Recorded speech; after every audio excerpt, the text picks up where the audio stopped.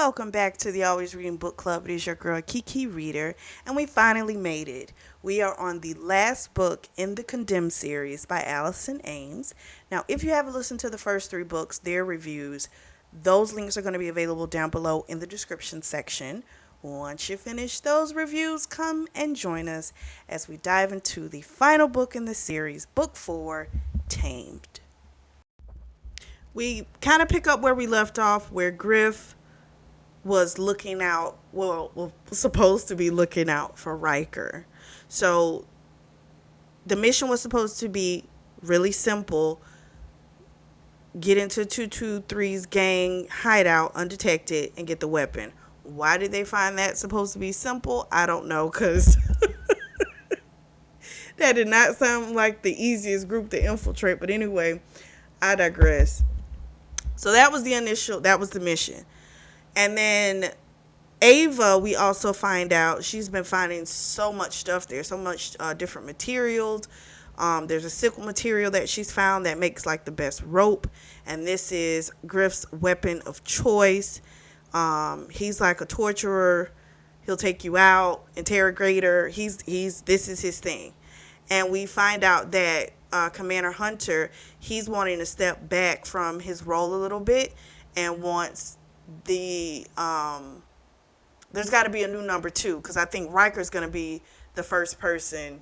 He'll probably take full command, but he's going to need a number 2. So that's the role that Griff wants to step into. And so, of course, doing this op was supposed to be, showing that, he wants to really do this. While Griff was waiting and looking out, he did find someone that he thought he could get some information out of. The guy wouldn't give up any information, so he winds up taking that guy out. Then he sees what looks like an animal between like 223 gang members. And then when he looks closer, he can tell that it's an actual woman. So he goes into automatic protective mode. He thinks something's happening to her, right? And so he rushes over to go help her. Now, this is what he was doing when he was supposed to be looking out for Riker. Now we kind of understand why his ass did not want to probably tell this story. So he gets over there. He takes out the 2 guys, and he tries to tell the woman to like run. Run, like there was a cliff, she could have run, like run, get away. And the woman didn't. She bit at him. She actually bit him. And he was like, oh my gosh, what is it? Because she had like fangs. So he was like, what the hell? Like, what is she? And then before he turned around, she stuck something to him that zapped him, and he hit the ground hard. This is how he got captured and became a prisoner in the 223 game for those rotations. Which I think one rotation is a day, if I'm not mistaken. I think it is. So this is where he finds Hope and Melody, and of course he takes on the role of being the protector, because that's what he does. Tyson is also there. They got along really well because Tyson also wanted to try and protect the girls. So that was an instant bond. Then he sees that woman again that he had seen that day, but she's talking to the 223 gang. So now it looks like, oh, she's actually trading with them, is what's actually going on now. And she has this really huge thing. It has like it has like the body of like a buffalo. It has a beak, so it's like part bird. It's a heck of a creature. But it seems like it's her pet because it's right there with her, and it seems to be doing whatever she says. Griff is enraged when he sees her, and so he lunges for her. And so then, of course, the prison guards take him, and they're like, you're going to suffer for that outburst, right? So the girls are wailing because their mother apparently had volunteered to go and be taken behind the rock, which is where the guards take the prisoners to have their way with them. But she was trying to protect her girls because they were trying to take her, girls, and she's like, no, you just take me. So this how we already know this is just like a society with no rules. It's just it's chaos. So Tyson gets knocked down trying to protect, and Griff was able to let him know that I guess what he did it on purpose. Um, when he lunged at her because he knew the guards were going to grab him, that was his way of getting the key for these manacles. And so he told Tyson, you know, tonight's the night. So this is how he was able to free everyone. So we finally have that full story. So now we fast forward to the present, which is where we left off in that last book where Griff was going off all day, would not come back until night. They knew he was hunting someone or something, but they didn't know what because he wasn't talking. He wasn't telling. Well, now we know what he was hunting. He was looking for the woman that was trading prisoners. So he's looking for revenge. Griff wants to prove to the commander he's ready to step up, be second in command. She doesn't have her fur on, and he's thinking, so he sees her naked body, and of course she's, perfect in every way. He's thinking, oh, this is why she wears that fur, because if she didn't, 223 would see what she looked like, and then they would probably take advantage of her. So he's in pursuit of her, and he's about to catch her, and then we switch to her POV, even though we don't know her name just yet, but I love when they switch POVs. Even though we don't know her name, we find out a little bit more about her. She wears that fur because apparently she's cursed. And if someone touches her body, it's supposed to have them fall dead, like immediately, right? So when Griff grabs her and touches her skin, nothing happens to him, and she's shocked. So the pack leader from her pack, not from 223, had told her that she was cursed and that she had to wear this Anzi. And apparently, she longs for, contact, but it looks like she hasn't had it. But we also find out that she did trades with the 223 pack. She did feel bad about doing those trades, but and with this one she had a really bad feeling about it, but she went through with it anyway. But I guess her pack is in need, and so she did it. And now her ass has gotten caught by Griff. When he catches her, of course, the first thing she tries to do is bite him, but he remembered. So he was able to get out of the way so that she couldn't bite him. He's tied her up, and she's thinking in her head, like, he's got a big dick. Like, it's so much bigger than the guys in our tribe. So she thinks that Griff, she calls him Big Beast. She calls him the brown-eyed beast.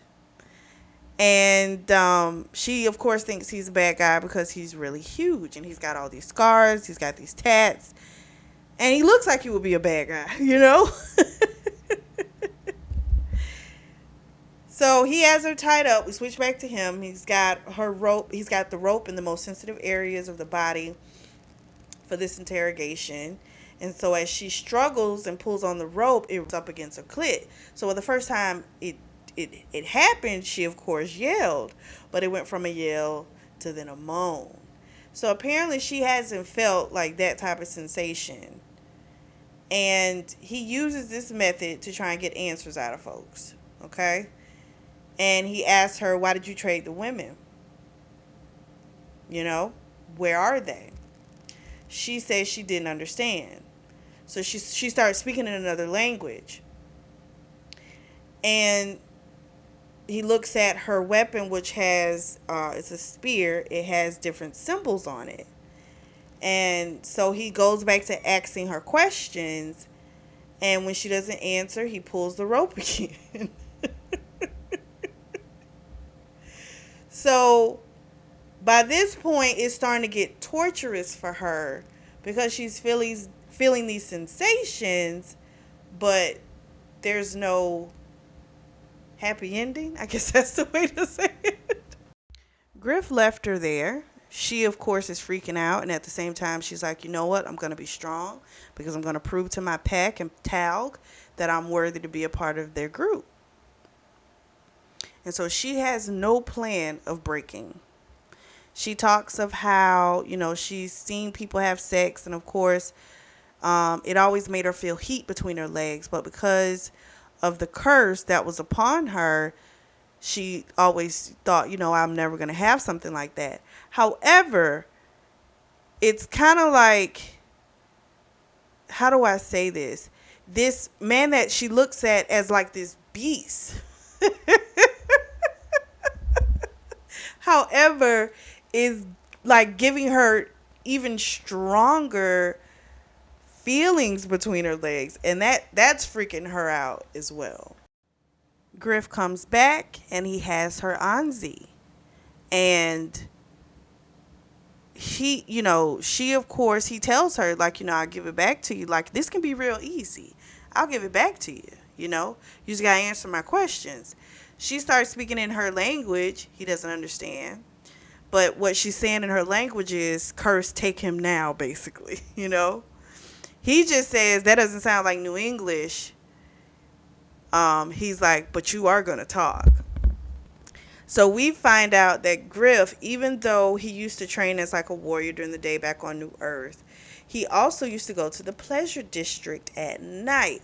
So he knows how to both maximize your pain and your pleasure. So the way that he has her tied up, it could go either way,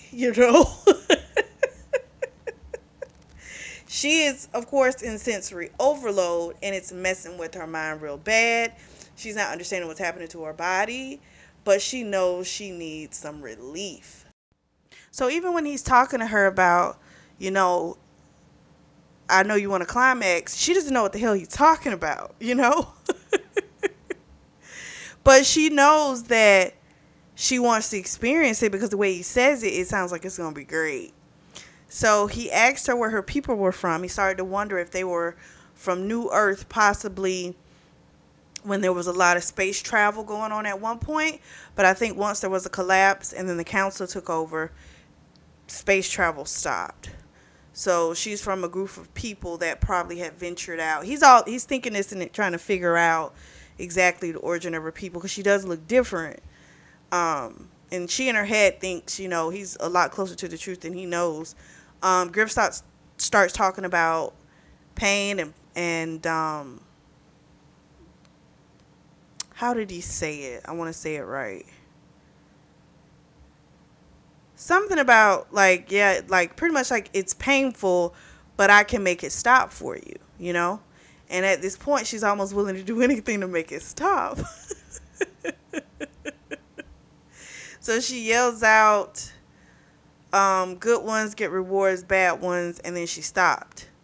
And then after that, he, like, I guess, whacked her with the pelt a couple of times, this pelt thing, and she screams out, they dead.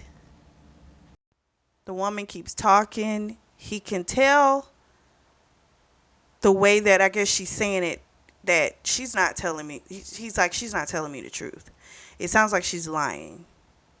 And then she finally admits that they aren't dead because he had asked about the women, the prisoners, like, where are they? So he did believe her when she said that they weren't dead. And then he hears something at the entrance, which is blocked by this stone. And she said that Sharluff is the name of the beast. And that was that huge thing that he had saw when he first encountered her.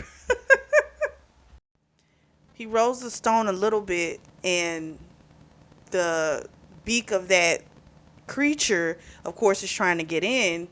And so she yelled out because she knew he was looking for her. So she had to kind of say what she needed to in her language to make him calm down. And so then eventually the animal went away.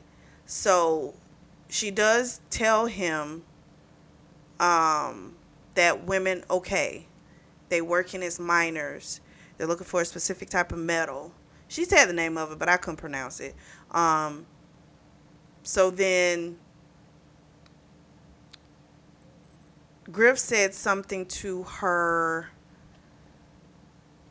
telling, I'm not going to hurt your animal, whatever, because she thought he was going to go after the beast. Because you got to think, I'm not going to lie, if he's an interrogator, and yeah, you just gave some information, but if he wants more information, it's not really too far fetched that he would go get your animal and like hold the animal or something. I'm just saying. But he promised he wouldn't hurt the he wouldn't hurt whatever it was. Besides, when he went outside, it was gone. So whatever command she had, yelled out to it, it went away. He's now put more rope on her, which is making it even more intense to all those erogenous zones. Um, it's like now it's sensory overload times 10, and she is completely losing it. And she yells out, she speaks her language, and she says the name Taug. So she's thinking this stuff in her head, but she's saying it out loud. So of course Griff goes, "Who's Taug?" She doesn't answer, of course. And then he grabs on her tits, and she needs him to like touch her clit because she needs relief. And he was like, "I bet if I put my fingers right between your legs, you'd be soaking wet." And he says, "Not until you give me the information I need." She still doesn't. He winds up pulling the ropes again. It makes it even more intense. He touches her down there, and she about loses it from the intensity. Gotta remember, he still hasn't let her come. So we do get a little backdrop about the creature that she has, the Charlotte. She's had it since she was like 12 years old.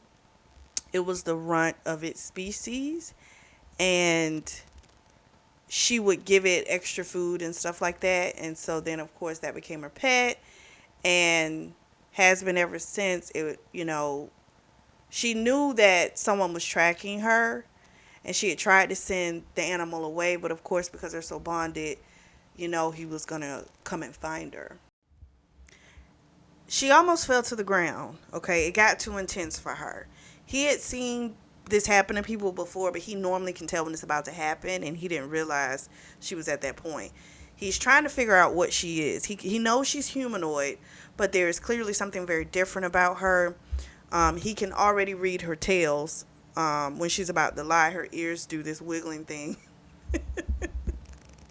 And so she can't really get away with too much, which is funny because even though she's saying another language, she still has a tail. That's kind of cool. He then hears shouting outside, calling his name, and it's Riker and some of the other men from the crew. One of the guys, his name is Malin, and he is also in the running for that second in command promotion. And then a few other guys are there as well.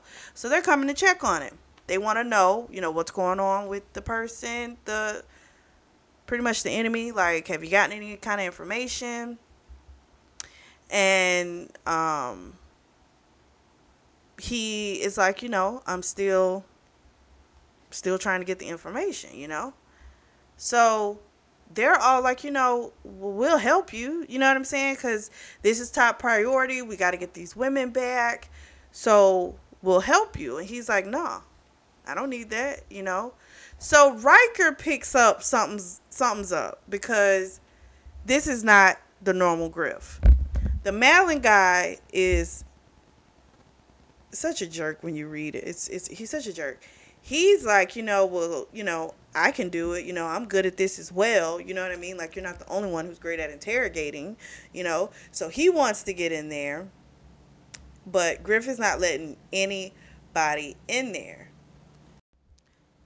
My thing is, they're like, especially with the Malin guy, he's trying to barge in there, and it's like, Griff did all this hard work to get this woman, right? He tracked her. He did it. He was up literally day and night finding this woman. And it's like, you're not getting the information quick enough, even though I'm probably sure he normally gets the information a lot quicker. And that could be why the expectation was get it fast. I don't know. But I feel like he did the work for this interrogation, and like now you want to scoop in and think you need to finish it for me. Like, even though we know he's feeling something with this woman and that's what it is, and he damn sure doesn't want them to see her, so that's the issue. But also from the whole idea that he's done all this work to obtain this woman. Like, I get it. So Riker sends the other guys away, and he talks to Griff, and he's like, hey, complicated things can happen. And Griff's looking at him like, I don't know what you're talking about. But Riker's not dumb. Riker knows something's happening because the crap happened to Riker in the last book. And he just tells him, listen, it can get messy real quick. But Griff says, I don't do messy. I don't do gray areas. It's either this or that with him. And Riker's like, yeah, but it can still happen. So then Griff apologizes to Riker because he has been holding on to the whole thing about not being there for him when he got captured. And he's like, listen, I don't blame you for anything. He's like, that's how I met Jade. She's my reason for living. He's like, so I'll forever be thankful to you. But Griff can't really let that go. It's very difficult for him, and I think he felt foolish too. He went to go try and save someone who didn't need saving, and in turn, his friend is the one that got, trapped, even though he did too. But that's a hard thing to forgive yourself a lot of times. He goes back into the woman, and now he's edging her. And this is what he's been doing this whole time. And it feels like he's done it to her 1,000 times already. So her body is just so ready to just come. But he's not going to let her do it until she gets more information. She says that, how did she say it? Because when she talks, it's like a real broken English sometimes. She understands pretty good, but sometimes when it comes out, it's a little different. So she says to him that she's not used to being touched. And he could tell she was telling the truth. And we're kind of talking from her perspective a little bit in this chapter, and we get some of her thoughts. And Talg had told her, of course, that she was cursed. No one can touch you. However, he was still fucking her. He would have something in between their bodies so that he wasn't fully touching her. But I'm like, you're inside of her. You're still touching. Like, what the hell, So then we find out what they call her, which is Ghazi. And I'm thinking like, okay, is that some type of tribe? Well, Ghazi means no name. She never apparently received a name. So she was ostracized from everyone. So the other people in the pack, they don't even talk to her. Like, only Talg can talk to her. And she, of course, never experienced any kind of kindness from him. She doesn't tell Griff this story. We just know this because we're reading her thoughts at this time. But when she does tell him about the part about not having a name, and that she's called Ghazi. And he, of course, is trying to think about what that could possibly mean and things like that. And when she tells him it means that she doesn't have a name, he's like, oh my God, that's awful. No one, should not have a name, And he tells her to pick one. He's like, either you pick one or I'm going to pick one for you. And she says, well, the sister of my birther had given me the name Nayla. But she apparently had gone on to the void a long time ago. So, of course, the void means they're dead. He said, okay, if that's what you want your name to be. And she said, yes. And she said, I like that name very much. And she also liked hearing him call her that. That made her really happy, which was confusing because it's like, why is it this stranger saying this stuff to me is doing this to me? So then Griff tells his name. She says it. Sounds kind of, a little crazy, but she says it. And then the girl flat out says to him, you know, I want you to fuck me. And he says, Wild Thing, I cannot afford that complication. And he leaves. That wasn't shocking to me that she said that, because she does business with 223 and all they say is filthy shit. So she's heard, she understands what it is. So Griff leaves, he goes hunting, but the truth is he just needed space because what she had said to him had really messed up his head.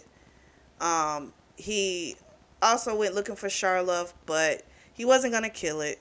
He just wanted to try and find it for her, but he didn't find it. But then as he's on his way back, he sees something that looks like a human form. This human form is roaming around the area where he has Nayla tied up. So he had made it pretty difficult to where the scent was thrown off. And you could see that there was this frustrated look on the person's face because he couldn't pick up her scent. And so that at least made him happy, and then the guy went ahead and went off. But he felt two ways. He felt like he was happy that someone at least had come to look for her, but at the same time pissed that someone had come to look for her. Like, what was this person to her? Was it just a friend? Was it something more? But he still felt like he's still not letting her go until he's ready. And until he gets more information. But really, it's just until he's ready. So she wakes up. She's not tied up anymore. There's a blanket over her. And when Griff comes in, by the time she wakes up, he's cooked meat. And she was scared because she thought he had cooked Charlotte. And he told her no. He was like, I didn't find your pet. And she's like thinking, oh my gosh, thank goodness, because she was terrified. But the meat smelled so good. She hadn't eaten in 4 rotations. So we're going to go with 4 days, because I think 1 rotation is a day. That's what I think. So she comes over. She ate the food. It was really good. He told her someone had been looking around for her. She said, no one looked for me. And he said, no, someone looking for you. Who was it? And she thinks it can only be one person. And this person's name is Ram. He's like the only person that's ever been like slightly decent to her. Well,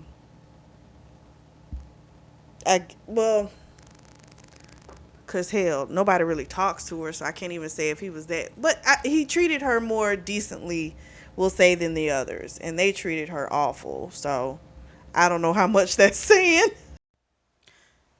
Nayla is mixed breed, so she is whatever their tribe is called, and then she's also other, which is what they call human. So her father was other, and that's the reason why she's considered Gazi.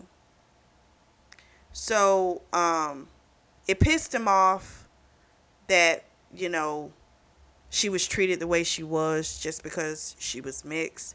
He wanted her to know, and he said to her that she was worth more, much more than what she had ever been told.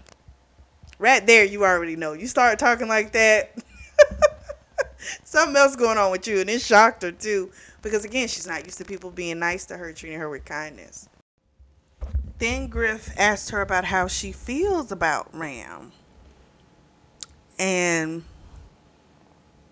he's like, does he have a claim on you? And she was like, no, he no claim on me. He's set to mate with someone named Desi. That, of course, gave Griff relief because it bothered him, of course, to think that someone was coming for her. So he was like, okay, time for another session. And she longed for it because she wanted his hands on her. And she wouldn't give up information because even though her pack treats her bad, she's still trying to prove her worth to them. So she's not trying to give up secrets. Even though she already done start giving up stuff. So then Griff winds up storming off. She's in shock. Um, the fact that he thinks she's worth anything is just a total trip for her. So then Griff leaves because he needs to go jack off. He goes in the second part of the cave, which is like his room, I guess. And he hopes this is going to help him. He knows the goal is to bring these other women home, and he's got to do whatever it is possible to get that done. So then he's like on to step 2. So then Griff goes to Nayla, and he takes her deep into the cave where there's water and stuff. She freaks out. He doesn't know why she's freaking out, and then we find out why. Tal used to dump her underwater and keep her under for punishment. So she hates the water like that.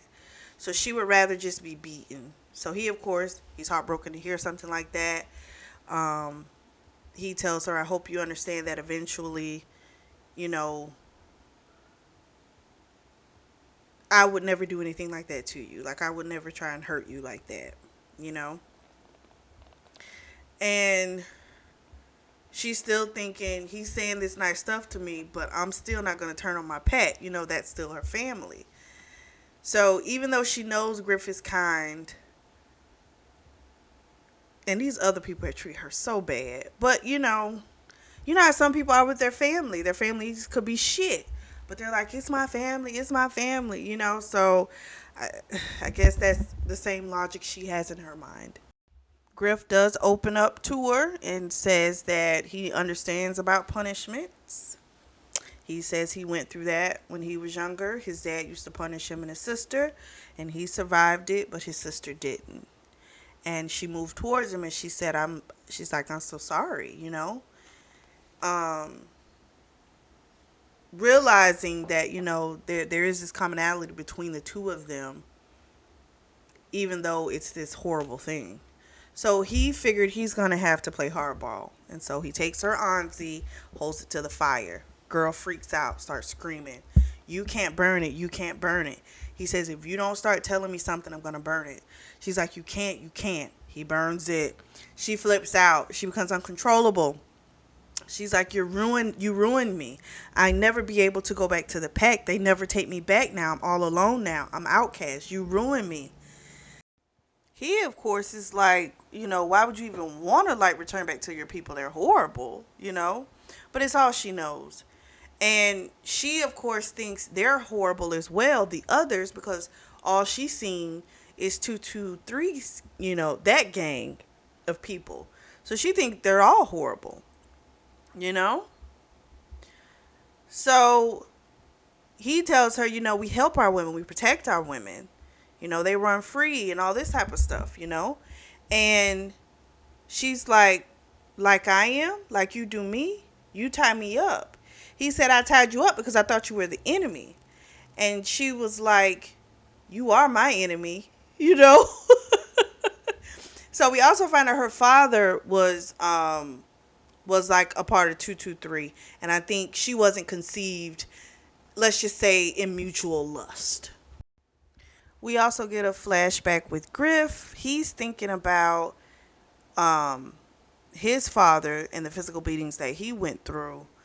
And his father was Raping and his sister.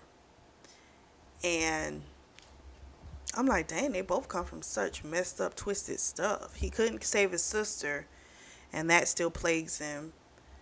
After the first time when he found out his father had did it to her, he took her and ran away.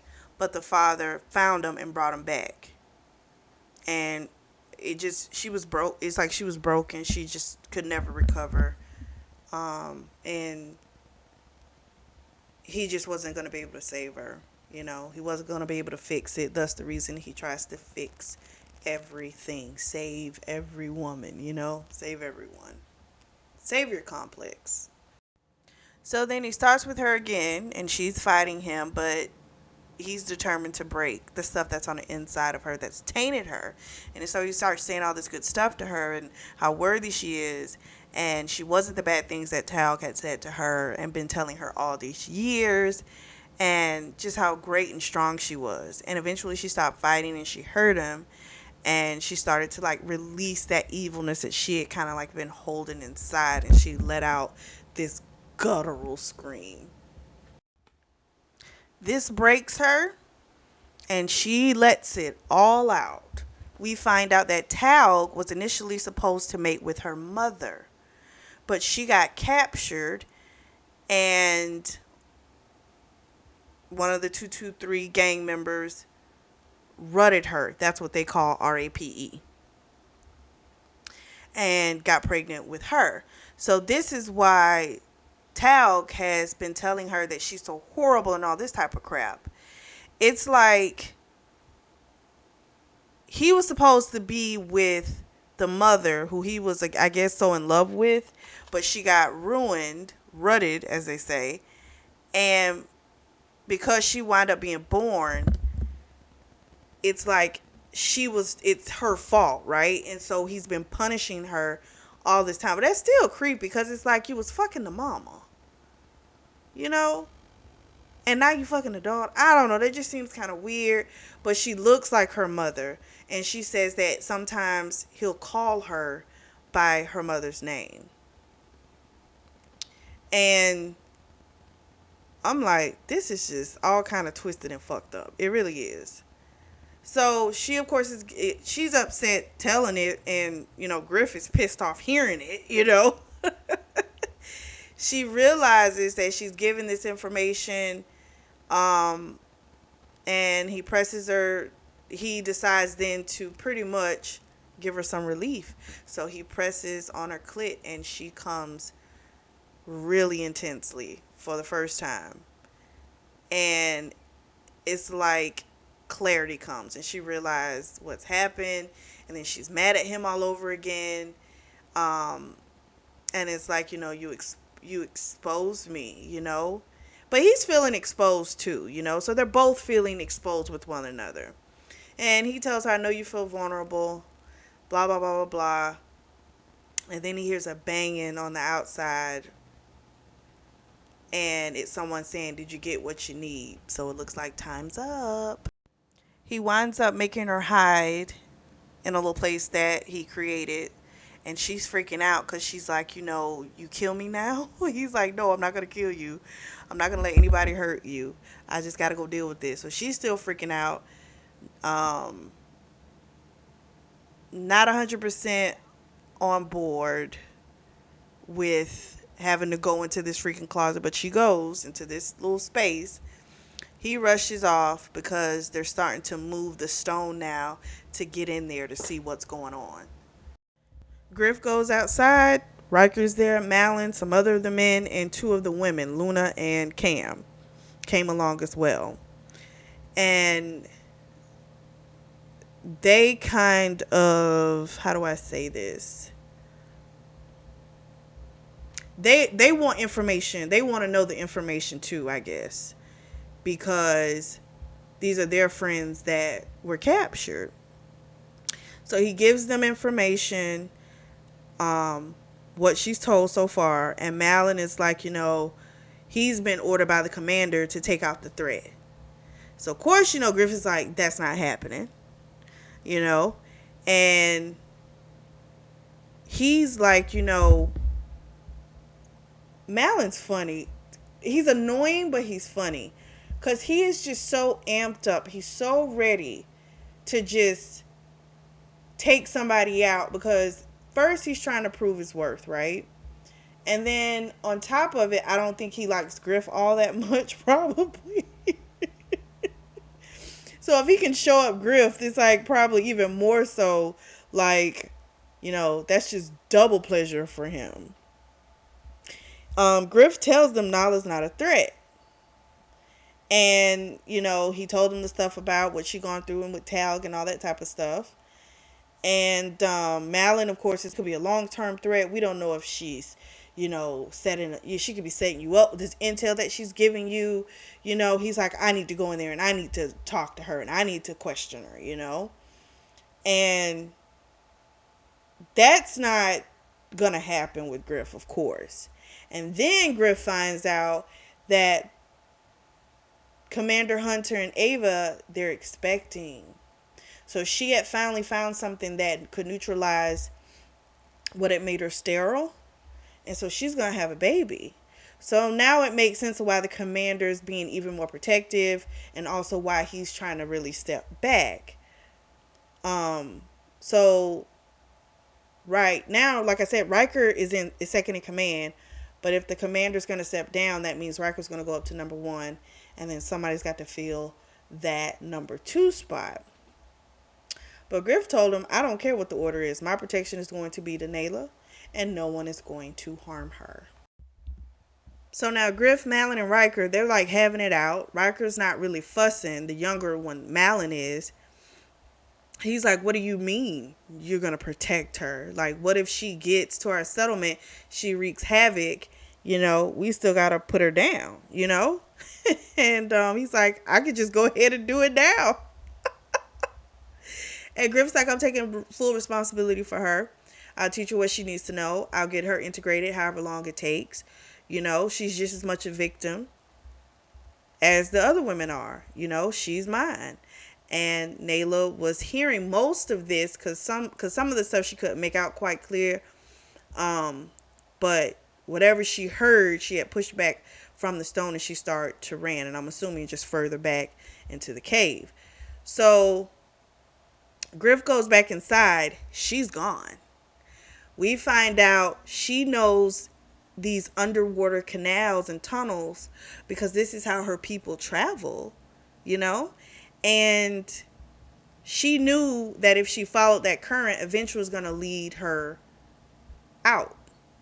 And it was really rough. She had a lot of thoughts going through her head, like how could she go back to the pack? She couldn't, she knew their lies now. She was upset with that. She was upset with what she had heard Griff say, which was the whole thing about her being a victim and stuff like that. And she was like, she's thinking to herself, I'm a fighter, and why she ran away, because she doesn't like to think of being weak and, that type of thing. But she also knows if she goes back to that pack, they're just going to take her out anyway and possibly take out those women as well. So it's best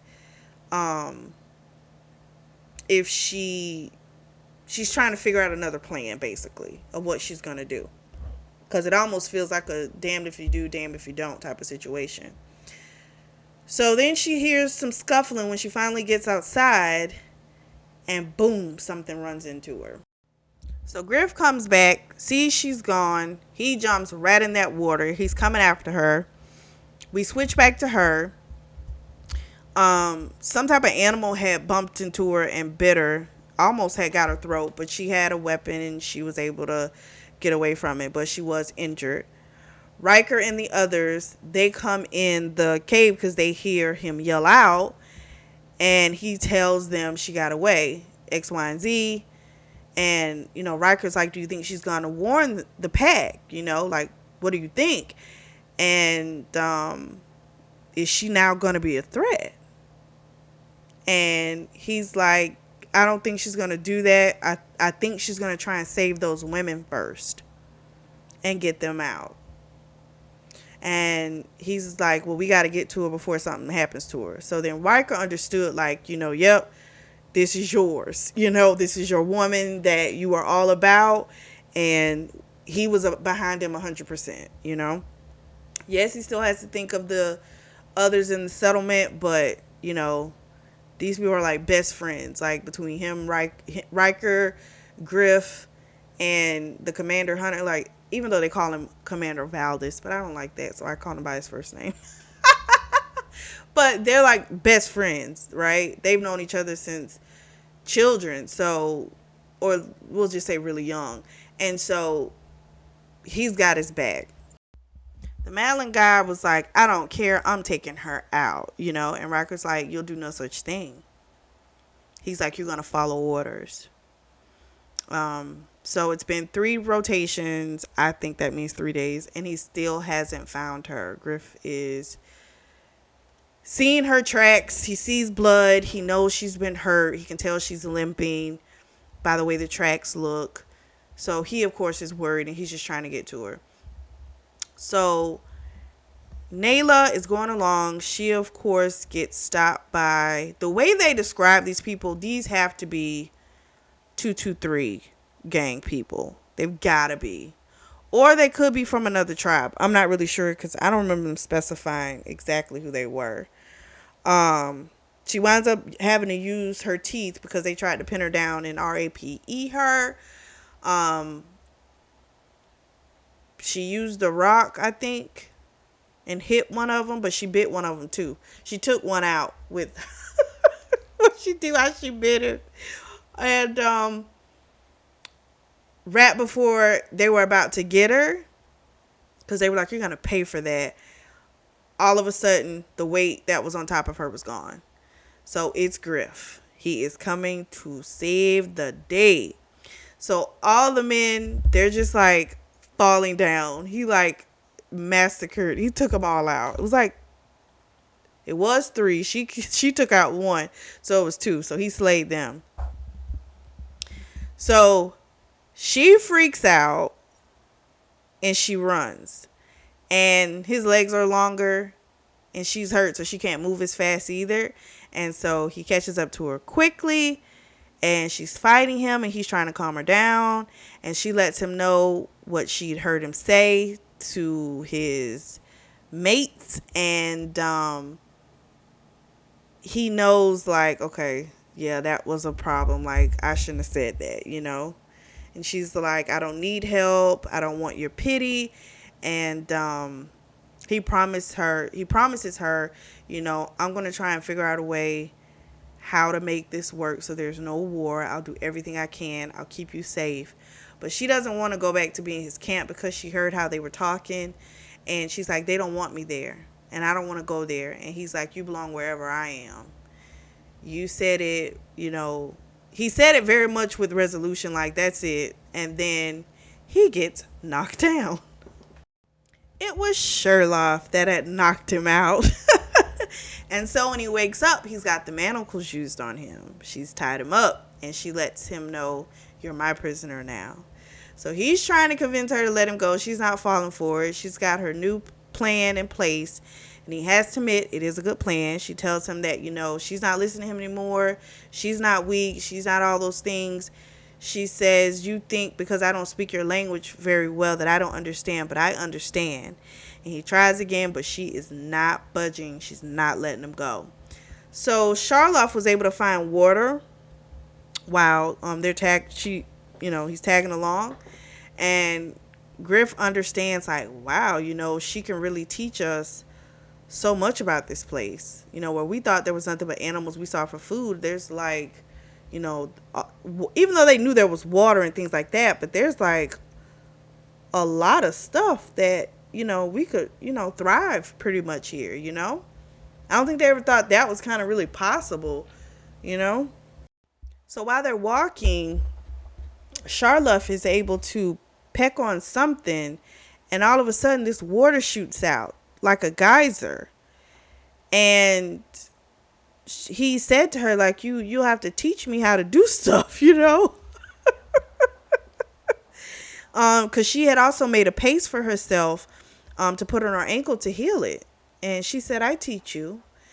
You know, she said, we have a lot of good ways, my pack. And then she goes to cleaning herself. And then it's his time. And he says, and she's like, come in. He's like, well, you got to bathe me.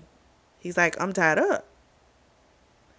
So he knew that he could have got in front of that thing with the pressure that was coming out. It could have cleaned him and got the blood and the grime off of him.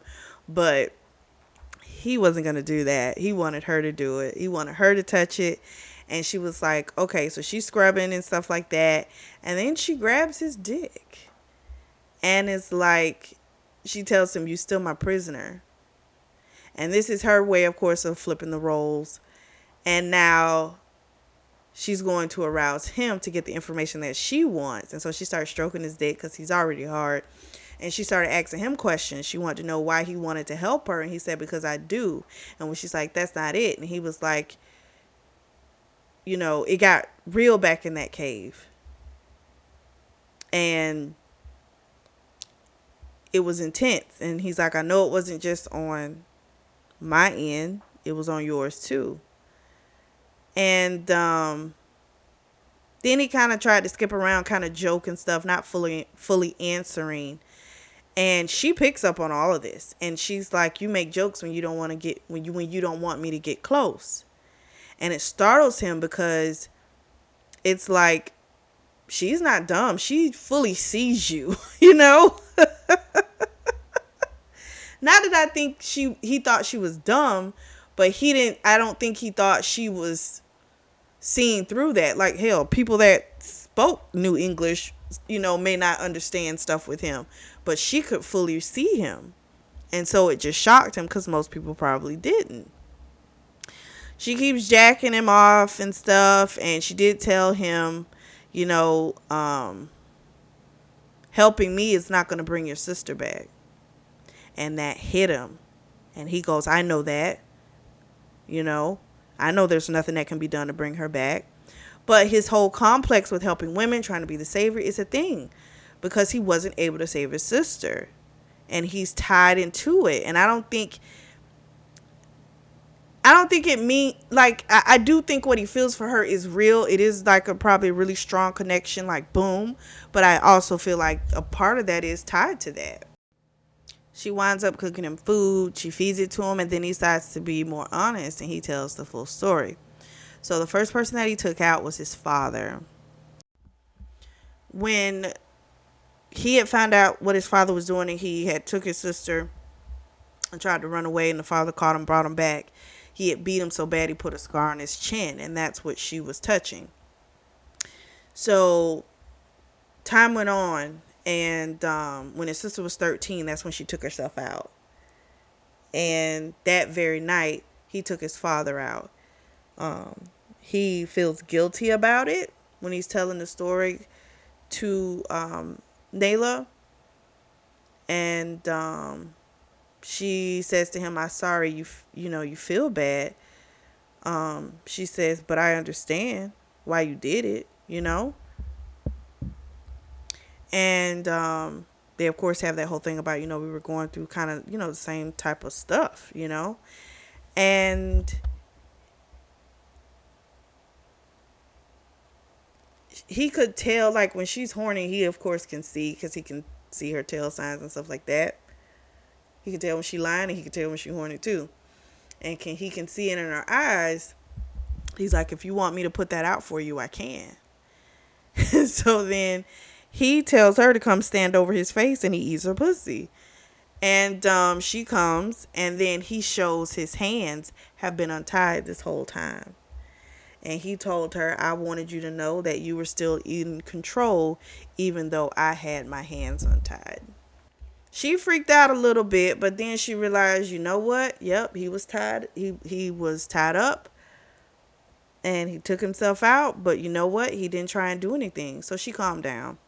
Charlotte freaked out, ran over to him, and he drew his weapon because he had snatched it off the side of the animal, and she had to basically get him to trust her to, like, let her calm down the animal. And thankfully, the animal did calm down. But it also helped her realize that, she could trust him. He wasn't trying to hurt her. He just didn't want to destroy everything that was in his path. And that made her happy. And so they're going to try and get this thing to work on both of their ends. She wants to be hopefully accepted into his fold. And they want to try not to have any killings and prevent this war. And they're determined to do that. So Griffin and Nayla, they head back to where they came from, which is where they're going to run back into the hunting party that had been sent out to look for him. And they're all around the fire. It's really quiet. And then one of the guys asks her about her lung capacity. And then that kind of opens up all these questions. And so she's answering them. She's good. And then Malin gets pissed and is like, am I in, like, the fucking Twilight Zone? Like, we're acting like she's not the problem. And Griff is like, he went off on him, and then Lana is her name, Lana, which is one of the women that they had rescued. She is now part of this family. She got up and she told Madeline, "Would you stop it?" And then she shot Griff a look, and Griff was shocked because he thought she was gonna like try and shut him up too. And she lets him know that you need to get over the fact. This is what Lana says to Madeline. You need to get over the fact that we kissed once and it was a mistake and it's not going to happen again. Get over it. Everybody's shocked. Nobody knew about this. So this is the part where he starts pouting, but then he doesn't keep lashing out at Nayla anymore. So Lana's like, okay, we're gonna go and take her to our tent, you know, and we'll take care of her. She's family now. That's what they said. And Griff was like, as long as she's okay with it. And she's like, I okay. So they take her, and Charlotte is outside. He's eating stuff. He's tied up and stuff. But he's like outside of the campsite. So we switch to Nayla's POV. And while she's in the tent with the girls, the women, I should say that. I think they are women. Um, she does feel overwhelmed, you know. The women think she should be upset at Griff for what he did to her, and they're like, we think he needs to be dealt with and needs to be put out and all this type of stuff. And she's like, what are you talking about?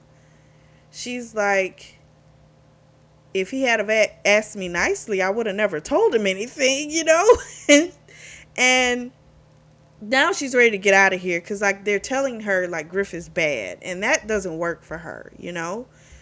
She didn't want to get to know none of these people now. Nayla comes towards Griff. She looks upset, and he of course wants to know what the hell's made her upset because he wants to fix it.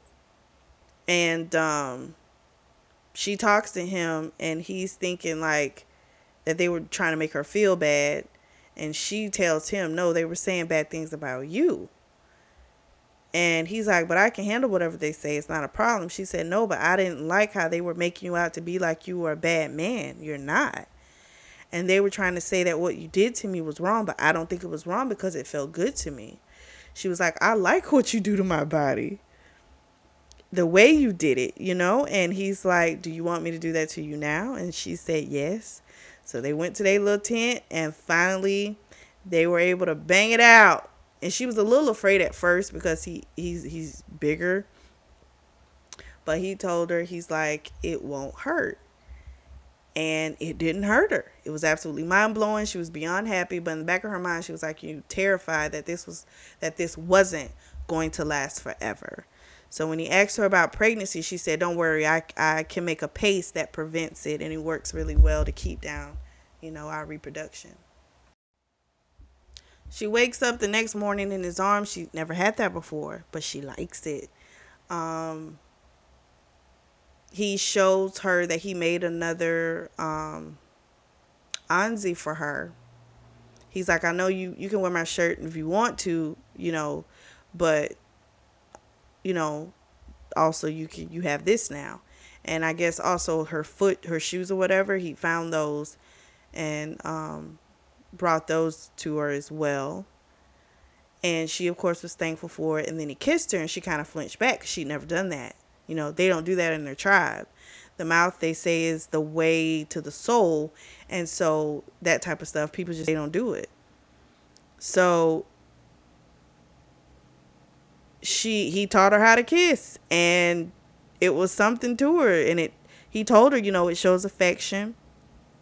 Doesn't always have to lead to sex.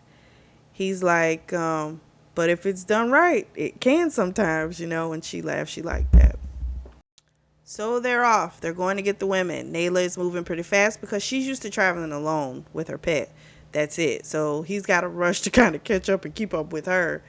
At least try and keep close to her. And then at one point, the Malin guy was like pretty much saying the same thing, that, you can't really trust her.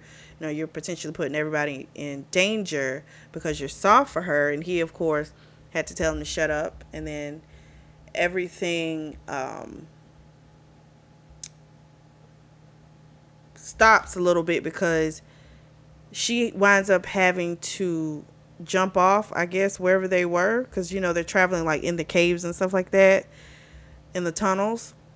And she winds up having to jump, and he freaks out because he's worried about her hurting herself, and then he winds up hurting himself when he jumps, and he's bleeding a little bit.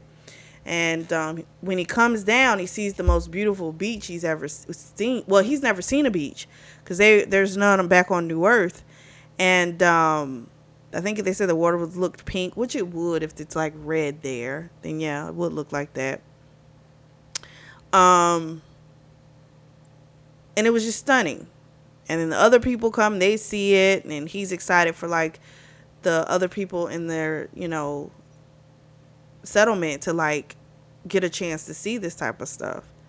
So he catches up to her. He sees that no, she sees that he's hurt, and he's like, "It's okay, I'm okay."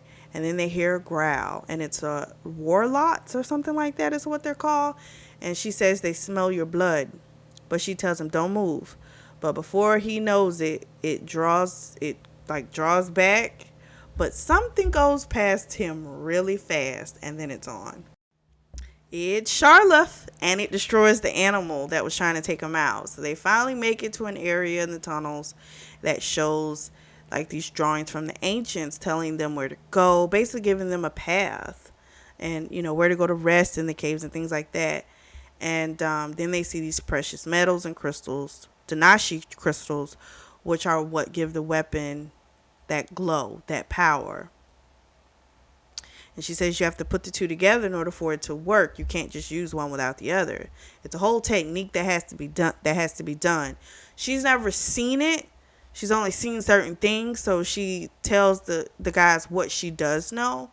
One of the guys, I think his name was Bane. He's really interested because this is his thing.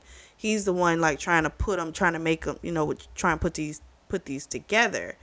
And she's telling him every bit of information that she can give him. And then she winds up talking with Lana, and Lana's like apologizing to her for what she had said before. She's like, I didn't mean to upset you. She's like, I probably was just a little jealous and didn't understand, and Nayla doesn't know what jealous means, but Lana keeps talking, and it started to click for her. Basically, Lana had a crush on him. She had that whole hero complex. That's why she fell for him. He comes in, he saves her, and then she saw the shackles, the bench, and the stuff in the interrogation place, and it freaked her out. And she automatically put him in the category with the other bad men that are on this planet. So even though Nayla was telling her, like, I like that side of him, I don't just accept a part of him, I accept all of him. But Lana still felt like, no, you're just kind of, she's thinking, what's the word, that she is just falling for her captor. It'll come to me later. It always does. Stockholm syndrome. She's thinking it's more so that she doesn't say it, but it's falling along those lines of you falling for your captor. Like that's all it is, And she tells her, he needs to be cast out and all this type of stuff. This pisses Nayla off. She didn't want him to be considered Ghazi to his people. So she's pissed. That night, Griff catches her sneaking away with a blanket. So, of course, he's like, mighty far out for you to be traveling just to go to pee. He's like, where are you going? She says, I want to make it easier for you. I'm going to leave. He, of course, gets upset. He's like, you promised you wouldn't do that. And she was like, I wasn't going to leave the camp, but I was going to sleep in the separate tent to make it easier for you. So then she told him what happened with Lana. He let her know it didn't matter what other people thought, what other people want. It wasn't going anywhere. She wasn't either. And he damn sure wasn't going to choose anybody else over her. If they didn't like it, how he ran stuff at the settlement, then they were more than happy to leave and find protection elsewhere. And she's like, okay.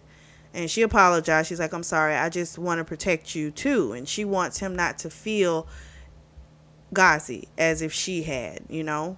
And he understood, but like he told her, you don't have to do that, you know. It's you and me.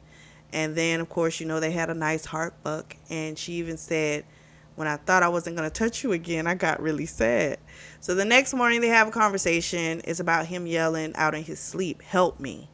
And he tells her, yeah, I do have those dreams. It used to be a lot worse when he was working in the mines, but they've slacked off.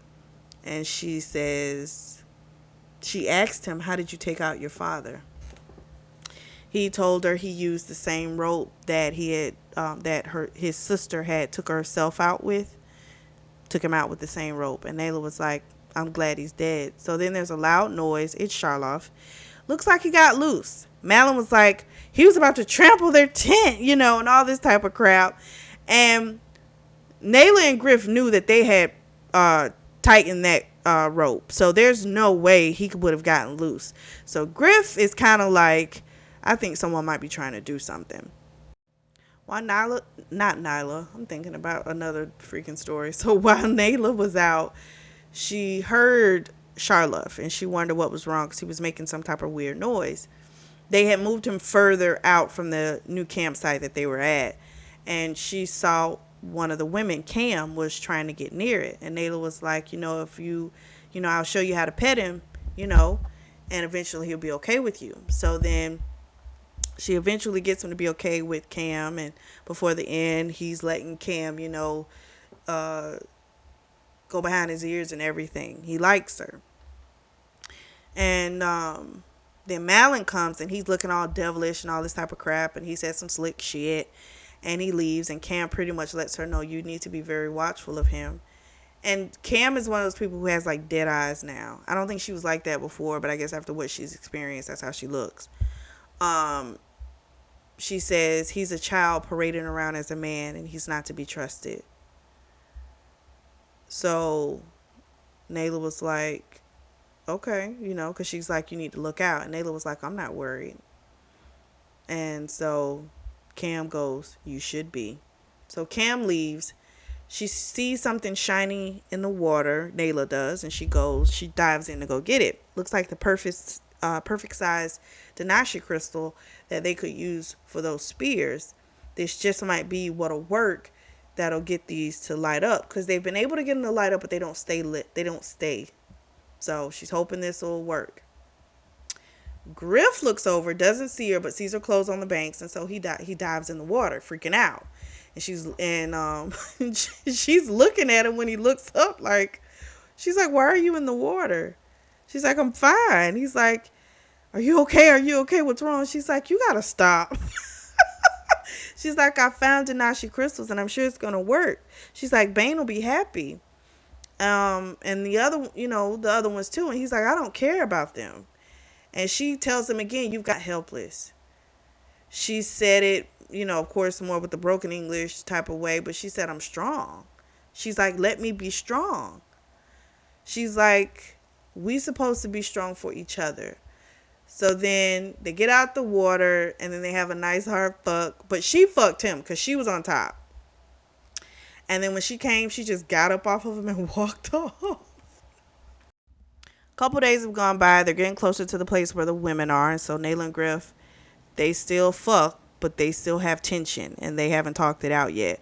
One of the guys, Maddox, comes up, brings a message from the commander saying that, you know, two things. Apparently, whoever was tracking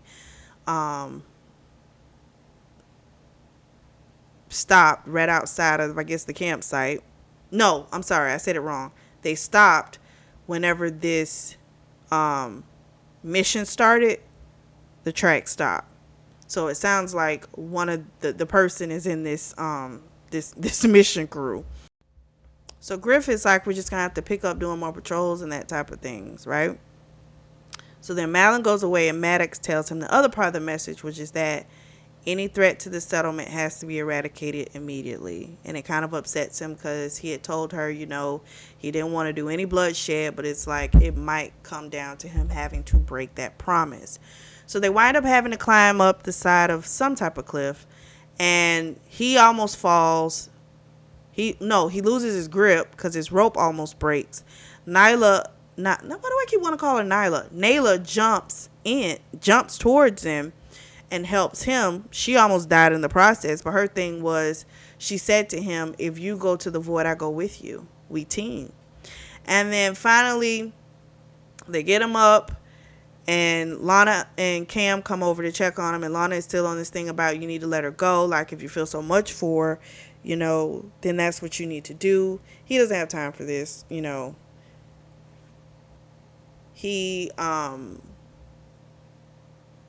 went to he told her, like, she can make her own choices, is what he told her. If she didn't want me, she wouldn't. She'll choose what she wants. So then Nayla comes back because she had went and got some paste to put on where he got hurt, and he winds up snapping at her. He's like, you could have died. You know what I mean? He's like, if we're a team, why would you do something like that? And she's like, that's why I did it, because we're supposed to be a team. And she went off on him, and she says, I'm not going to allow you to take me back to who I was before, and he's freaking out because he's like, shoot, I'm probably still going to lose her.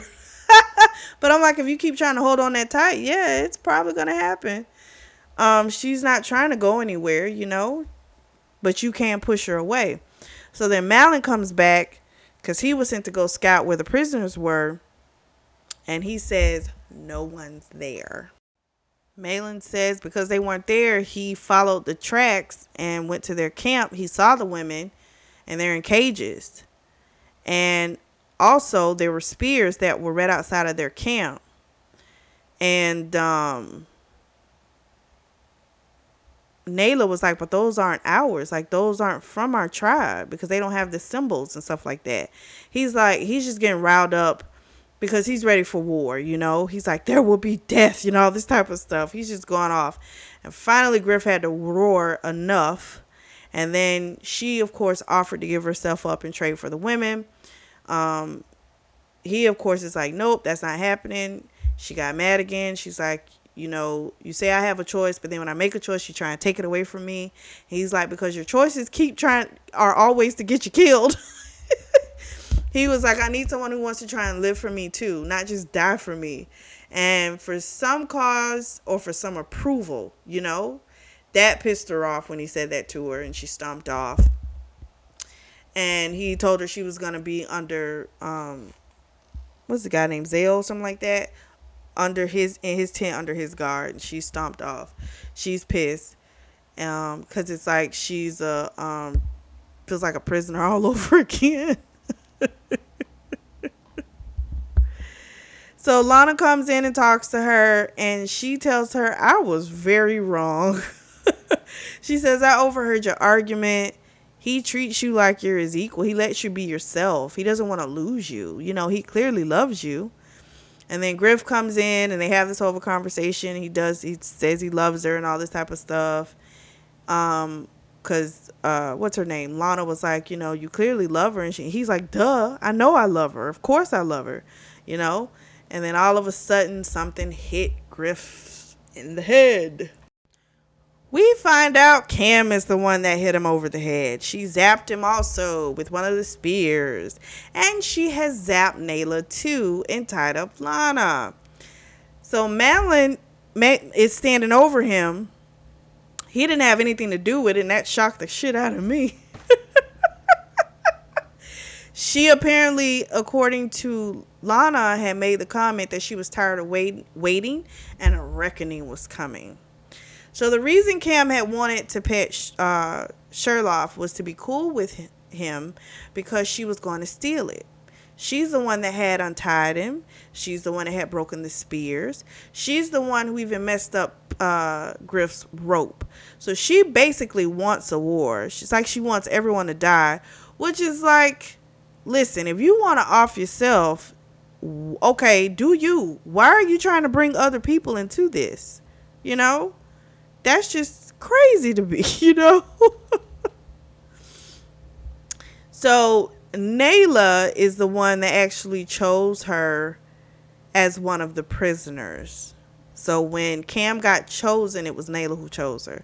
So now it's making more sense. It's revenge. But again, why would you just not take her out? You know what I'm saying?